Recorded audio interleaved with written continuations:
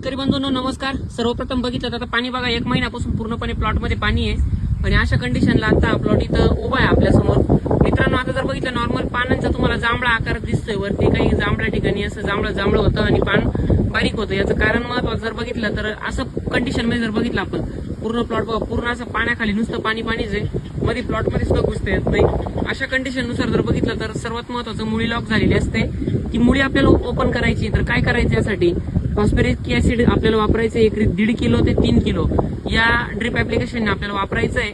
त्यानंतर जर बघितलं तर ड्रिपला रात्रभर आपल्याला मायक्रोराइज 250 ग्राम प्लस त्यामध्ये काळा गुळ रात्रभर भिजत ठेवायचा आणि तो भिजत ठेवल्यानंतर दुसऱ्या दिवशी सोडायचा आहे. मित्रांनो याने साधारण आपल्याला 8 ते 15 दिवस जे काही आपल्या प्लॉटमध्ये पाणी साचलेलं आहे आणि मुळी लॉक झालेली तर ती मुळी आपल्याला मोकळी होण्यास मदत होईल आणि नवीन मुळ्या निघण्यासाठी भरपूर रिझल्ट मिळाल. यानंतर जर H98 चा वापर केलात अतिशय सुंदररित्या पुन्हा मुळ्या निघतील आणि प्लॉट डेव्हलप होईल.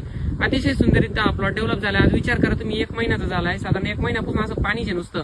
आज किती दिवस झाले 5-6 दिवस झाले पाऊस उघडून तरी एवढं पाणी प्लॉटमध्ये.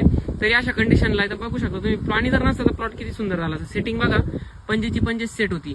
पुढे सुद्धा पाय हलवता येत नाही कारण की पुढे पाय फसेल का काय या भीतीने पुढे पाय घालता येत नाही.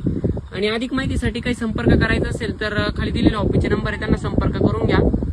धन्यवाद.